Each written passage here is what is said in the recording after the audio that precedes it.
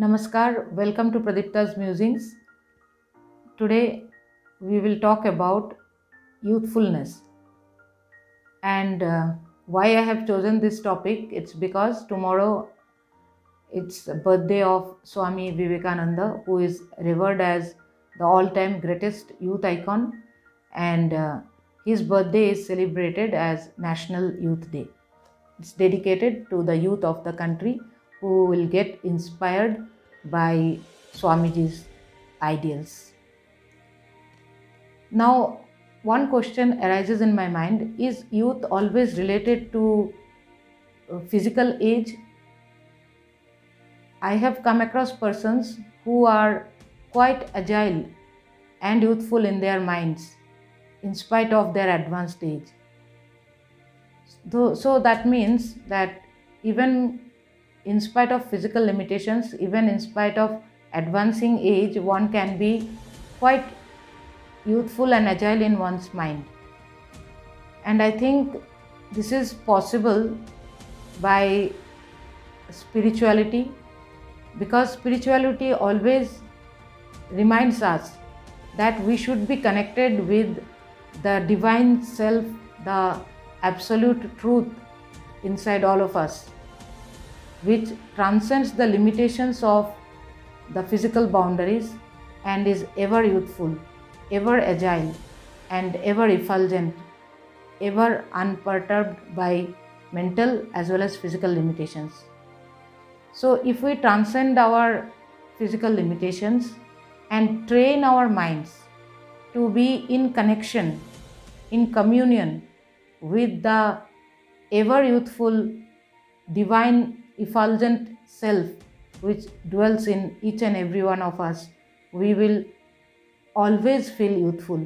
We will always feel energetic till our last breath, in spite of all our physical limitations, to embrace new experiences, learn new things, and be very agile so as to embrace new concepts in our life.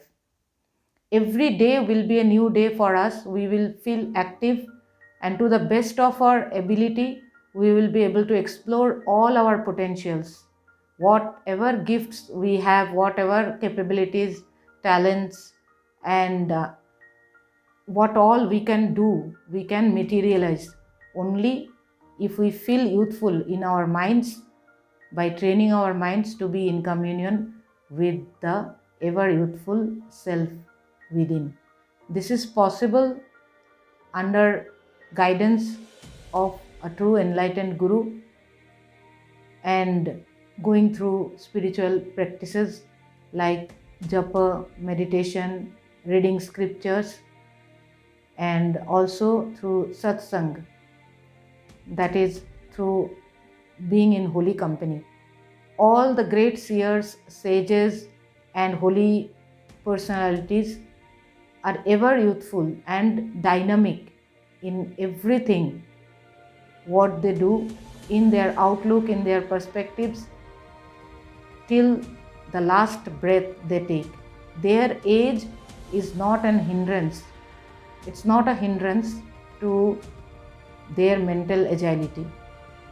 The only secret is that they are in continuous connection with the divine self within. And this mind-body detachment is possible through renunciation. All the great seers have preached renunciation as the highest ideal, which helps us transcend the limitations of body and mind. An old body also harbors an old mind. If a person is attached to the body too much, then the aging body will cast a spell on the mind also, which is not a gross form like the body, but an energy form. And that energy form, which is also known as the subtle body, the mind is called the subtle body, that will also be clouded by the limitations of the body if one is too much attached to the physical body. So, detachment from the body is possible when one practices the ideals of renunciation. So, about renunciation, a beautiful excerpt I found while reading this book, this book, Lectures from Colombo to Almora by Swami Vivekananda himself, and I will read out that small excerpt for you about renunciation, what Swamiji has told.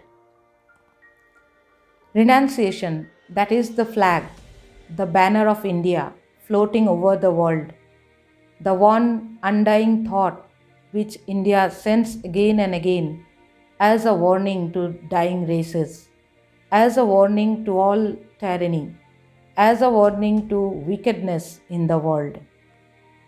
Hindus, let not your hold of that banner go. Hold it aloft. Even if you are weak and cannot renounce, do not lower the ideal. Say, I am weak and cannot renounce the world. But do not try to be hypocrites, torturing texts and making specious arguments and trying to throw dust in the eyes of people who are ignorant. Do not do that, but own you are weak. For the idea is great, that of renunciation. What matters it if millions fail in the attempt? If 10 soldiers or even 2 return victorious?